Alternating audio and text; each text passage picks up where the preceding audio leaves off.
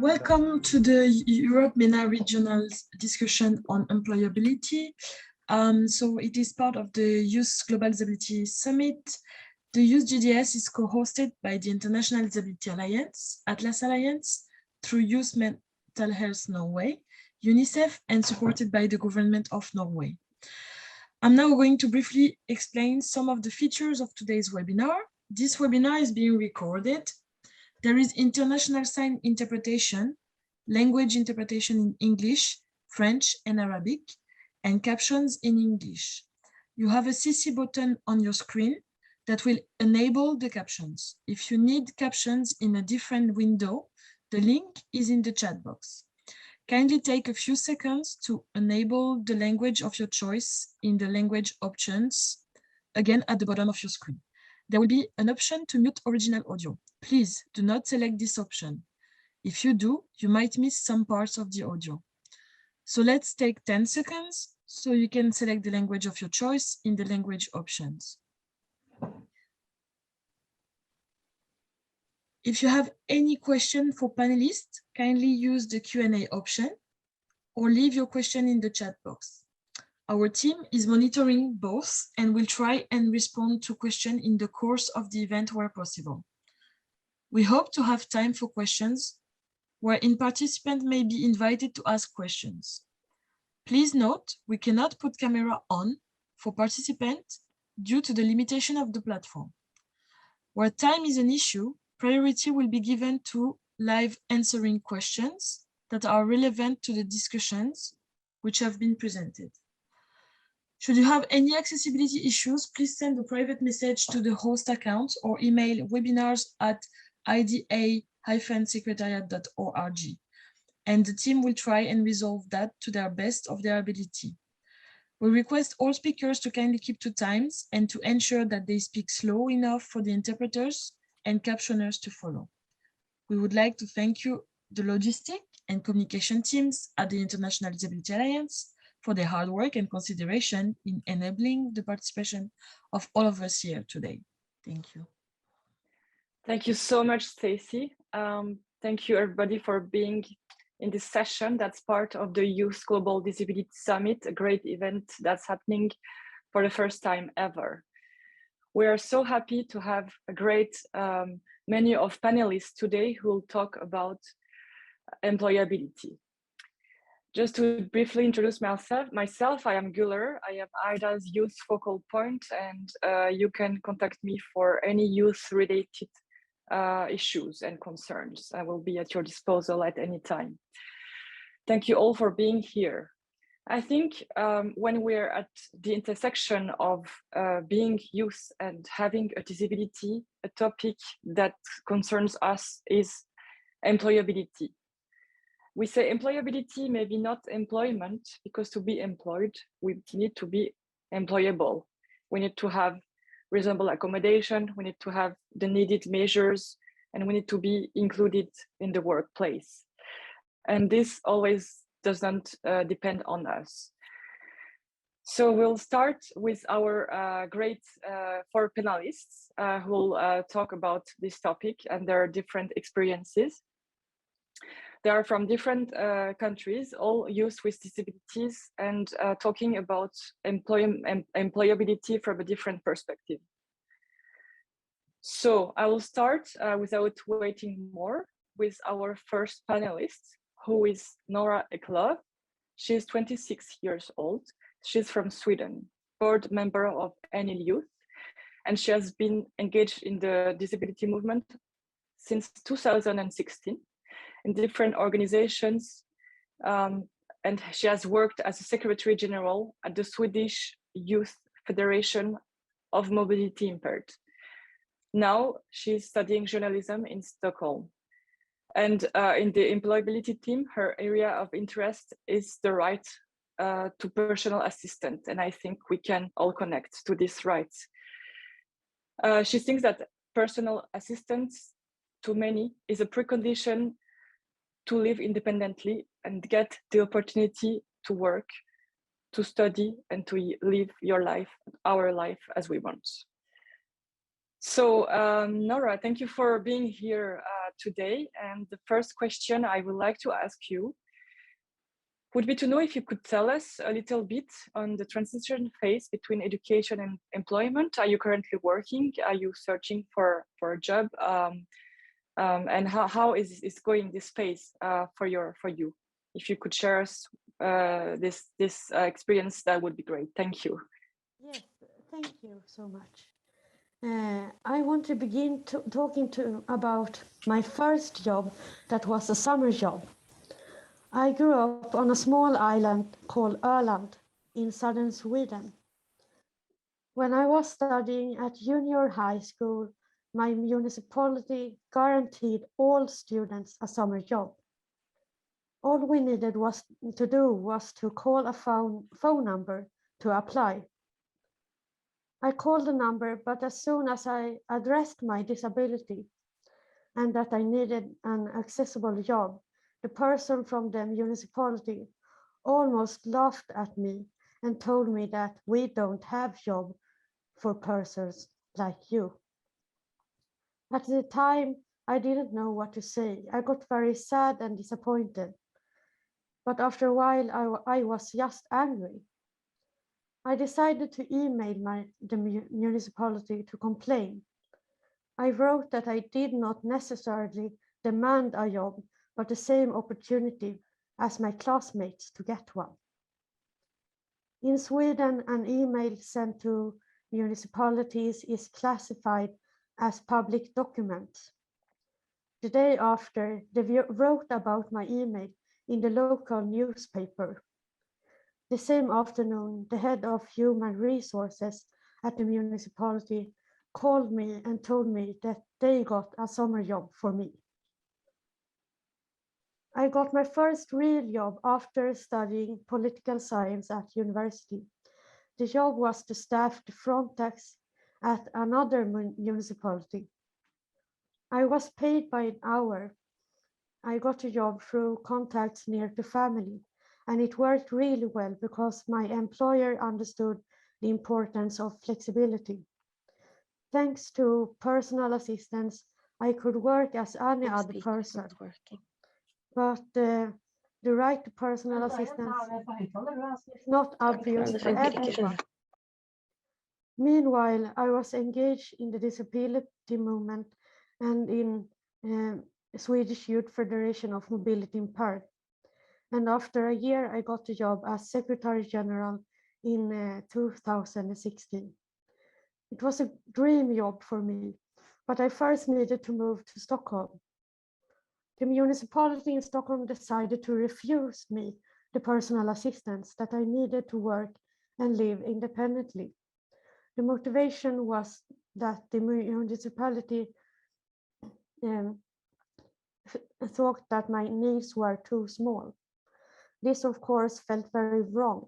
I appealed in court, and meanwhile, I worked from my parents' home. Though my employer understood my situation, my parents, relatives, and friends helped me a lot, but I got very isolated from society. I couldn't meet any friends, I couldn't work at the office or even use the toilet when I needed to. After appealing in court 5 times, I got the personal assistance back into 2020. Now I have the opportunity to work and study. I'm now studying journalism at university, and this fight for rights have learned me that we never can take the rights for granted, but what we can do is to fight for them.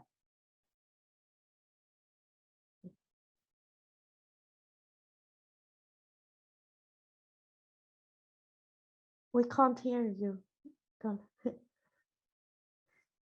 Thank you so much, Nora, for sharing the details of your first part the details of your path in the employability world. I think it's never easy to do that, and especially if you are going to your first job opportunity.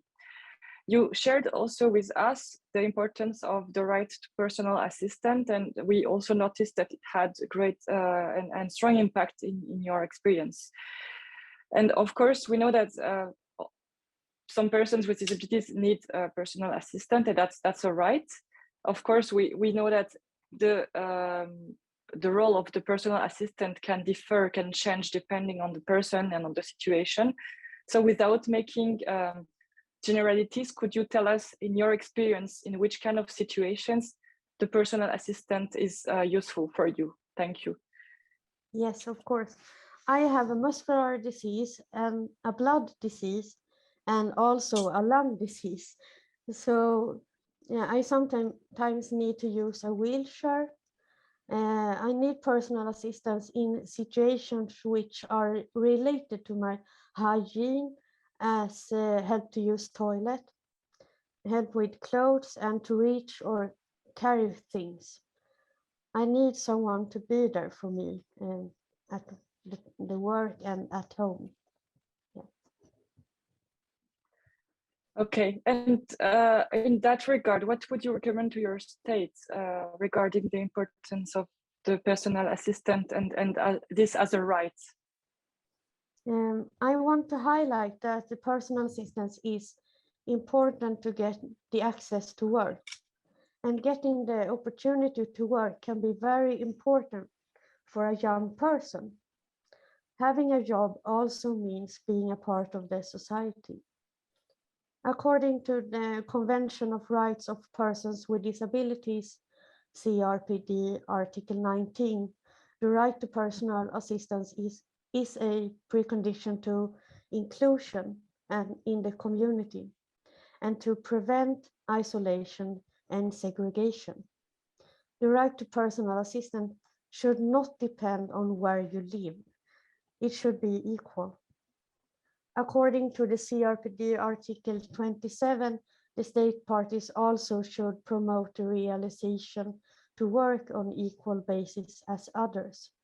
I think it's important that the employer gets the tools and help that are needed from society to get the place of work accessible for everyone.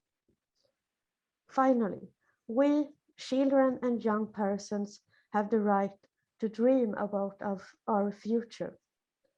But we also have the right to the possibility of making dreams come true. I want to stress that this has nothing to do with disabled people getting special treatment. But in a society where everyone is expected to work, disabled people must be given the opportunity to apply for and carry out work, just like everyone else. Thank you, Nora. I think the message is very clear, and let's all advocate together, as we are so many youth with disabilities here today, to the right to personal assistance. I think it's really important for all of us. It's now time to go to the next panelist. So now I will present our next panelist, who is Sami Roshji. He is a 25 French youth with a physical disability. He is member of the National Association La Fédé 100% en dynamique, the only French movement of and for and by youth with disabilities. Since 2021, he's working as a recruiter in the group Accenture that he joined after a double master's degree in marketing from the Business School of Strasbourg in France, and also the Southwestern University of Finance and Economics of Chengdu in China. Sami is also representing persons with disabilities in the commission dedicated to the labor market of the National Consultative Council on Disability, a body advising the French government on policies and programs affecting persons with disabilities in France. Okay, so Sami, welcome to this panel. And my question to you would be the same as the first one to Nora. Could you, as a young person with disabilities. Can you tell us how you entered the labor market after your studies? Okay, thank you very much, Gular, and thank you very much to letting me telling about my experience. Actually, when I was in my studies in the Business School of Strasbourg, I had to make a lot of internships. And for the first internship I was looking for, I met a recruiter with whom I've been talking, and he told me, Mr. Roshji, you couldn't do the job as you cannot make many stuffs with your disabilities. In this time, I understood that I should be transparent on my disability and on what I could do, because I also had to make people understand that even if there is my disability, I can do a lot of stuff. And after my studies in China, I ended my studies at the beginning of Corona. I thought I could find a job quite easily, but after 2 months of researches, I discovered that the labor market collapsed, so I couldn't find a job. And then I joined an internship, the French Secretary of the French Ministry of Disability for disabled people. And there I knew a lot of I knew a lot of techniques to find a job with my disability. And for example, there are a lot of forums dedicated for people with disabilities, where we can meet recruiters and talk about what we can do and what we want to do during our career. There is, for example, the system of Handy Cafe, which is a meeting between recruiters and people with disabilities. And in one Handy Cafe, I met the Accenture group that I joined in June 2021. Mm-hmm. That's very interesting, because not a long time ago you were in the position of looking for a job, and now you are working. It seems to be a good experience, and not only that you are working, but you are working as a recruiter. So my next question would be to know if you could tell us a little bit more on your experience both as a worker and as a recruiter. Okay, so as a worker, I think that the first steps I had to do was to talk about my needs to my colleagues, because I knew that when we were working remotely, it was quite easy for me to hide my disability because it's a physical one. But when we came back to the office, I knew that I couldn't hide it, and I would have to say about my needs. So I told them very early when I started my job, and everyone accepted quite well. I have now some facilities, such as a person that comes to my house on the morning to drive me to the office. And I also have it's easier for me to ask to work remotely, to have my my physiotherapy at home. And as a recruiter, I think that I had to tell people that we can hire people with disability. And then I showed a lot of job board that we can use to recruit people with disabilities. Yeah, that's very interesting. Thank you. And thank you for explaining also which kind of reasonable accommodation you are being provided in your current job. I think it's very interesting and shows us how it can be helpful to work in proper conditions.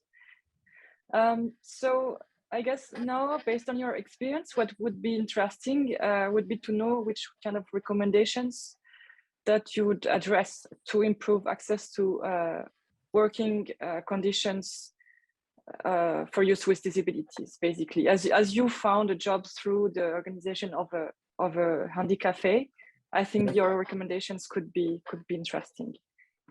Yeah, actually, this is one of the main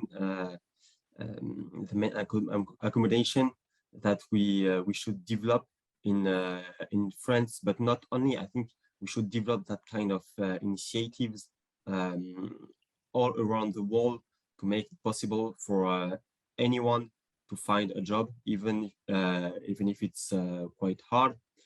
And there is also a need to educate people, to sensitize people on the possibility for people with disabilities to be included, to work, and to have a good social life. I think there is also a work to do on the accommodation. For example, making it possible for people with disabilities to work remotely, for example, or even to have the same conditions as everyone, such as salary equality.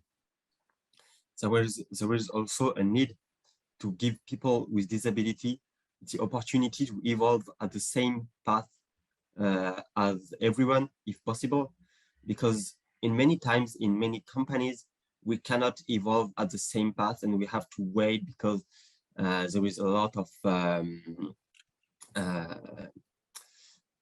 there are a lot of not real thoughts about the disabilities. Mm-hmm. Yes, I agree. I think youth with disabilities, we have ambitions. We want to evolve in our careers as any other person. So that's very, very important what you are saying. And I can imagine that's resonating to many youth who are connecting with us today. Thank you for highlighting this important issue, actually. Thank you. And so now it's turn of the third panelist who is here today. So I'll now introduce Mediban Mauser. Mehdi, he's 24 years old. He's an autistic person. He's representing the Arab Organization of Persons with Disabilities in the AIDA Youth Committee. He's a student and an entrepreneur. So Mehdi, welcome to this panel. Thank you. I want to ask you a first question. I would like to know if you could share with us some challenges that you face as an autistic youth to enter the labor market. Okay, so actually autism gave me a lot of things that are unpleasant, such as hypersensitivity. When it comes to hypersensitivity, I'm talking about my own case. It's mainly like everything that is visual. Also, everything that I hear, for example, I hear it and I see it very brutally. My main problem with that is that, for example, if I enter a workplace or a workplace that has some certain colors that actually triggers me, I could get tired immediately after 10 or 20 minutes, which means I ended up being super unproductive during that day. The second thing, which is my ears. I actually hear things very brutally, which means I must and I have to keep using my headphones on. And otherwise, it gives me a high level of anxiety, as much as pain, headaches, also pain in my ears. So it was always a struggle for me during the work in the workplace to explain to the other people that, well, please, let's keep the workplace professional enough and calm enough so I will be able to be productive. Because of my serious issues, in fact, I joined into a job here in Morocco, and well, I mean, the recruiter, he already knew that I have sensory issues and everything else. The problem here is that the first day, the workplace was super noisy, and when I tried to use my headphones, my boss was like, "I'm sorry, you cannot use your headphones on because you're not going to be able to focus on work." In fact, if I'm not going to be able to use my headphones, it will be the otherwise. I'm not going to be productive. I'm not going to be able to focus at all. Of course. The second day, it was the bullying day. In fact, I call it bullying day. So my colleagues that I used to work with, they were making jokes about me and my headphones, and they even took my headphones from my head and they started to play with it. While headphones are something very personal to me, it's not good just to take an item from an autistic in general, especially these kind of items that actually helps you. Just never ever do it. Just don't.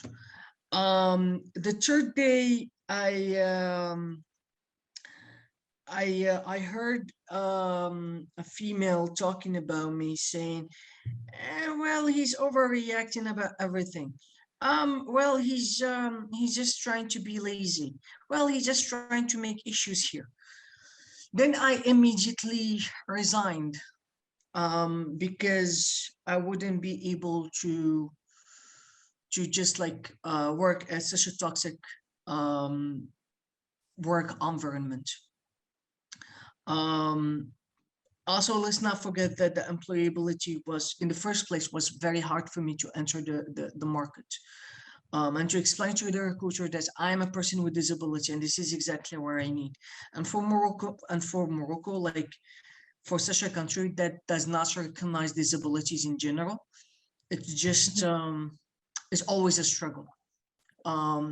So then I started working at home, doing online works.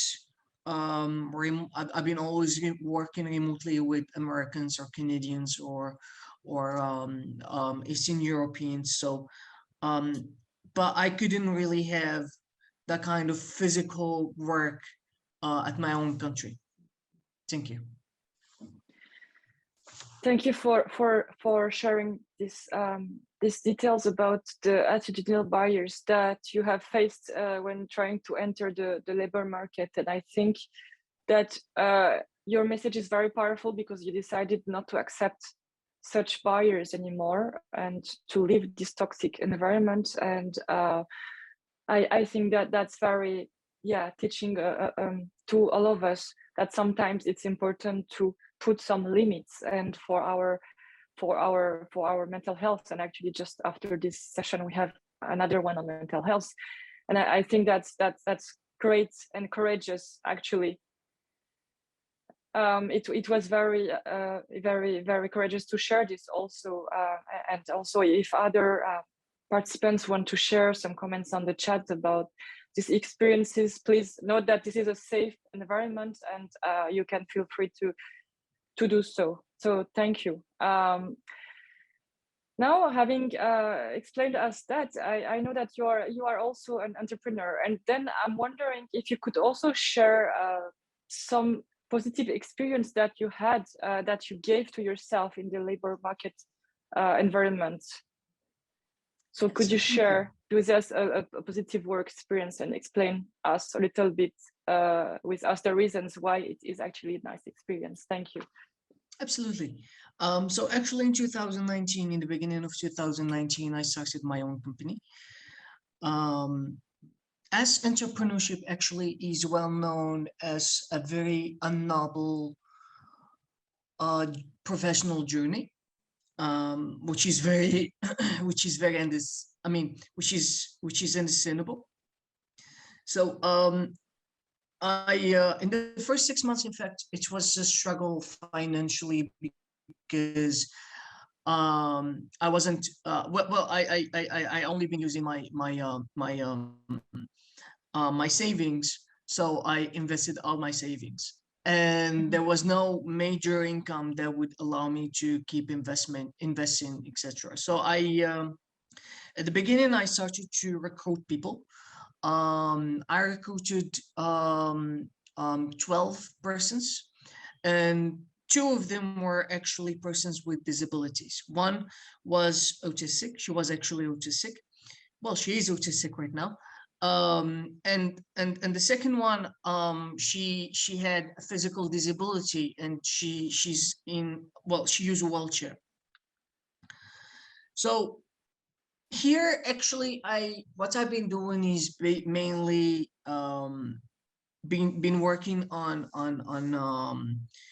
studying motivation, studying everything up, just to make sure that I have to continue a process of a good management, and I will have to make sure that everyone is going to be 100% productive, or at least make sure that they're going to be at least every day 80% productive. Later on, I started to gain more money, and I started to recruit more people. And then at some point, I've been able actually to change a lot of things. I also recruited another two autistics, which they were already artists working online, and I recruited them inside my company. So the thing is here that I noticed is that before I changed, for example, the design, before I changed the colors of the apartments that we were working at, these people actually, they were being triggered by too many things, noises. They were being triggered, for example, by visual things, by sensory things, etc. As much as also the workplace wasn't that perfect as I wished since I started my entrepreneurship journey. The second 6 months, actually, I changed the whole management model to a more sustainable and more to a more responsible as a corporate. So I have noticed that these people actually they changed their motivation from just coming and do their work as they're forced to do, or as what the contract says, to people that are being more and more responsible toward the corporation, which was amazing. In fact, the kind of investments that I did is basically change the design, change colors to a more clearer and colors that wouldn't trigger anyone. I made sure that everyone is going to be quiet, so everyone is going to be 100% productive. I bought headphones, noise cancellation headphones, to some of the employees to make sure that they wouldn't be triggered by noise. The lady that was working with me, in fact, like I said, she's in a wheelchair. So she was always struggling with transportation and coming late. What I did with her is that I hired a taxi driver to make sure that she will always come in time, and then he will help her to get into the elevator and then enter the workplace. What I noticed is that the lady wasn't just coming at time, but also she became more and more responsible toward the organization, which means she was even spending more hours at work. She was being more and more motivated. She was feeling like she's doing actually something noble. She was doing an actual and real work that she feels comfortable with. Third investment was mainly about the equipment and everything that is related with technology. Here what I have noticed is that not just people with disabilities became more motivated, and their performance was became 30% better to 32% better. But also people who are claimed that they do not have any kind of disability, their performance has increased by 21 to 25%, depending from a person to another. Not just that, I also noticed my own performance. I'm not gonna say a lot about it because I cannot be my own judge. It's not going to be a scientific research if I would judge myself. But I have noticed that I've been more and more motivated and more productive than I ever been. So then COVID came, and I've been leading 48 people, and I just couldn't keep up with their expenses, and I closed the company. But overall, I mean, this experience that I will surely restart it again, as I'm working now on creating a new company. It was the best and the most inclusive professional experience I ever had. Not just for myself, but also for others. So I wasn't just fair on myself as much as I was also fair on others too. But don't misunderstand me. I'm such a strict manager, but at the same time, I'm inclusive, strict manager. That means I make sure that the work is going to be done at time, but at the same time, it's gonna be done in the way that the person need to. And also it's giving, like, for example, 3 hours flexible time, so they could do whatever they wish as long they're gonna finish the work, for example.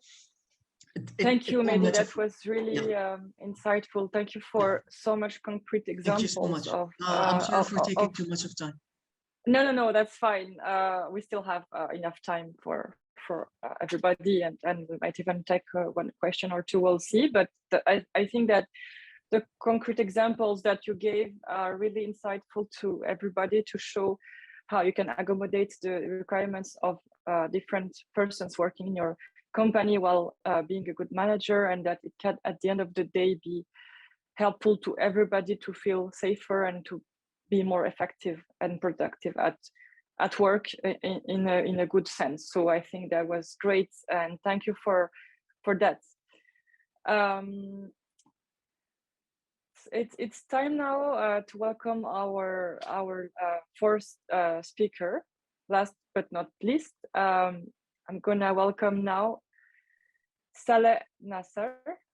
He's UNICEF Youth Engagement Support Officer in Jordan. He's an experienced entrepreneur with a track record of supporting high impact initiatives on society, particularly for persons with disabilities. He's passionate about contributing to a better tomorrow for young persons with disabilities, envisioning an accessible and inclusive society that improves the quality of life and removes all barriers young people with disabilities are facing. Saleh, thank you for joining this panel with us.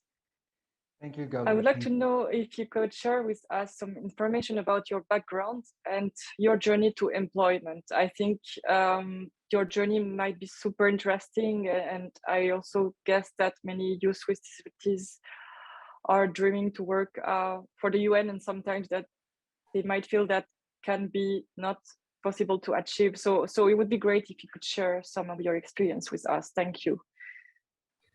Sure, my pleasure, and thank you for having me in this panel. It's a great pleasure, and as you mentioned, I'm currently part of the amazing Jordan UNICEF team as a support officer for youth engagement. But honestly, looking back to my journey in employment, just faced a lot of challenges, circumstances that my peers with disabilities faced, from discrimination, let me say, and lack of trust, and lack of also opportunities targeting people with disabilities. But honestly, the key or the master key that opens the door for me was volunteering, and it's the reason I'm here now. Through volunteering, I learned a lot. I gained a lot of experience, and I enhanced my capacities, my skills, and in a way, I improved for the employers that people with disabilities can do it. We can do it as if the all reasonable accommodation was taken into consideration. It's an important point that reasonable accommodation to be part of the inclusivity process, and not having people with disabilities, um, let me say, perspective in this. And I know here UNICEF and ID and other agencies also brings and engage people with disabilities, and putting the policies and the programs, and as well uh, in the engagement activities that running. So honestly, I'm encouraging my peers of disabilities just to volunteer, just to be part of the solution. And also, and thank you for Mahdi. I just want to interfere to this point. Uh, just being part of the solution and come up with your ideas and solve the issues, solve the problems, become an entrepreneurs. We're encouraging youth as a whole to be more interactive. We know the unemployment rates are high. Rates for all. It's not just affecting people with disabilities, but also all youth. So we can be part of the solution, come up with the ideas. There's a lot of incubators, social innovation centers, and we can engage. Trust me, you will learn business hardly, and you will be engaged in the community. You can build your network as well. So those are things, honestly, that I'm encouraging all people with disabilities or young people with disabilities to go for. And also, Gowler, it's a good time maybe to take the positive side of COVID, maybe, if I can put it this way. Just to utilize some of the digital platforms, digitalizations, that I'm sure there's a lot of accessible learning platforms that can also enhance your employability skills. So you can also be engaged on those things. It's very recommended for people with disabilities. Yeah. Thank you. I love the idea of us youth with disabilities being part of the solution. I think that's very motivating, and I think that's also why we are here today. We are trying to bring solutions after raising the barriers that we face. So thank you for this mentality as well. Thank you. I guess it's of course important that we are active in undertaking some actions in order to find a good path in the employment world. But of course, I think for this to happen, we obviously would need to have some laws and policies that are favoring this to happen. So I would like to know, in that regard, what would be your recommendations for improving laws and policies in your country to improve access to the labor market for youth with disabilities? Yeah, honestly, I love this question. We need also not to just put the policies and laws. We just be more actionable mindset. So, but in regard the policies, I would love to touch base on the importance. Firstly, the educational system. It should be inclusive. We should and also bring people with disabilities. This is the mentality, and maybe families and households, just to bring this to the table and maintain the policy of inclusive education, because specifically in Jordan, there's a huge gap between education and the outcomes for the labor market. So you can see some of high educated people with disabilities, PhD holders, master's degree holders, and as well you can find non-educated kids with disabilities, unfortunately. So we need to maintain and guarantee an inclusive education system, and this will definitely get back positively on the labor market for the upcoming years. So this is a recommendation, honestly, that we need to push for it as civic engagement parties. And as well, in Jordan, we have a law that forced, let me say, entities just to employ people with disabilities with a percentage of 4% of the all employers. So if the whole number is above 50, so it's a good recommendation for the MENA region, just to also put those percentages. We need to highlight to hire this percent of people with disabilities, and just to make sure that the inclusivity policies are there. So we need to take into consideration the reasonable accommodations and to trust people with disabilities. So education, it's an important thing, and also advocating for hiring and have some of percentage codes for people with disabilities to be in the labor market. Thank you so much for your recommendations. It's now time to take some comments and questions. I think we can take one or two. So if you have not done yet, please feel free to message some comments in the chat box. Our colleagues are here to support with the reading. So maybe Selena, if you can try to screen through the messages and see if we have questions. If we don't have, you still have time to write some, and even just comments about what you have just heard would be good. We have heard 4 different experiences. I think with Nora, we have touched upon the importance of the rights to personal assistant, because it really helps us to avoid these asymmetrical relationships with people that we hate so much, and it allows us to be in more safer, more equal relations, and to access to employment without feeling that we should rely too much on others. And that's very, very important. With Sami, we have also understood the importance of having more platforms where recruiters and youth with disabilities can interact, and also not only informal but also in informal settings. That can be very, very powerful and life-changing experiences. Of course, with Medi, we have touched upon the attitudinal barriers that workers with autistic workers can meet, and the importance of adapting the workplace to the needs and requirements of everybody, seeing that this is at the end of the day not very hard to do all the way around.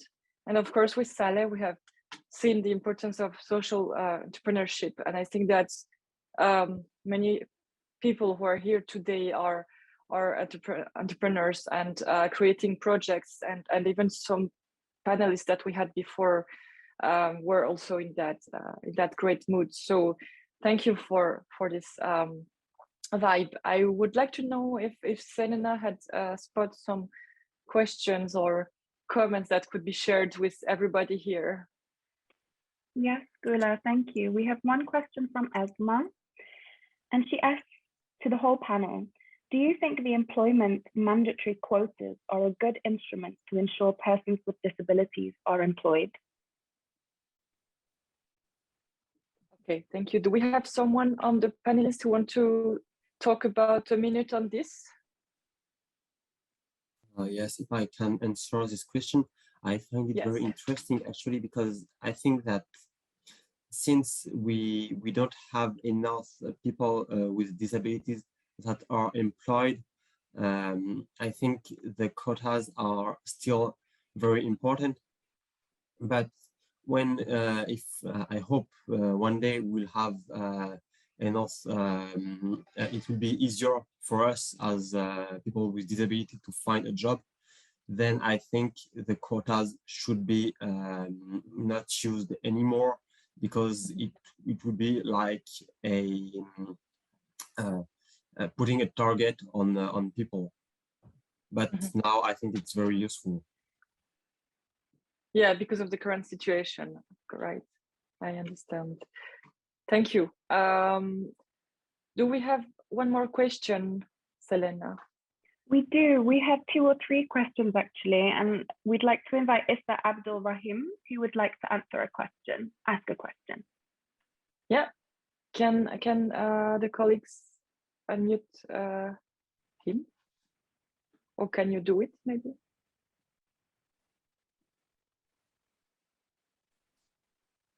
Hello, Issa. We have give you the floor to speak. You just need to open your microphone, please.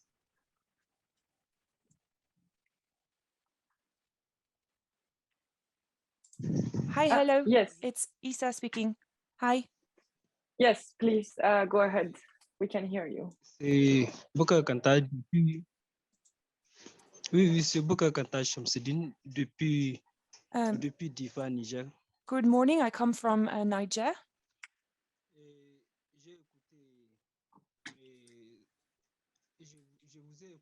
I listened closely to you, participants.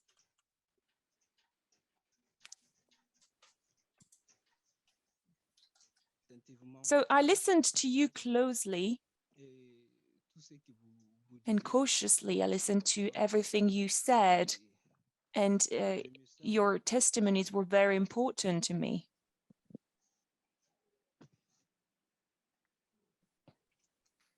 Merci. Quelle est votre question du coup? Issa, what is your question?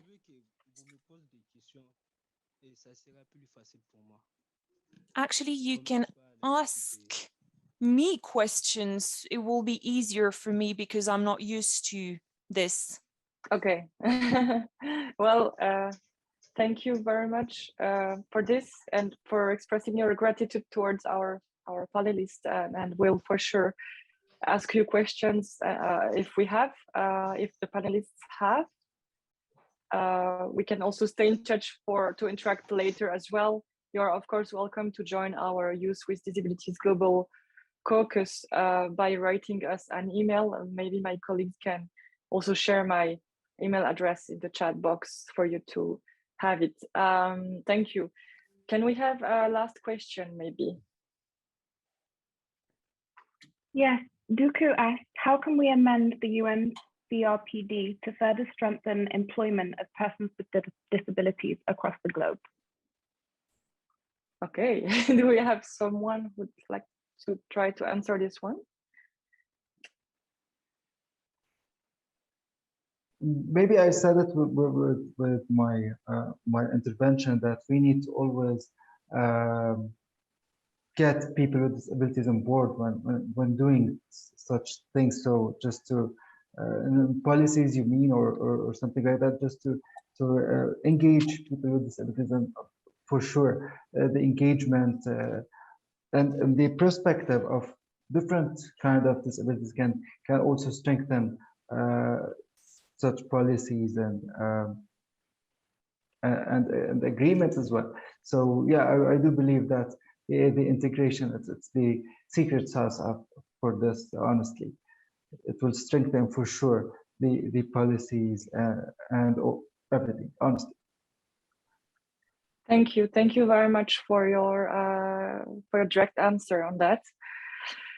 I will need to close our panel now, but before that, don't leave yet. We want to show you a piece of our call to action. As you may know, today we are launching the Youth Charter. It's a call to action that was drafted by youth with disabilities from different parts of the world to address their recommendations, so our recommendations to states, international organizations, decision makers.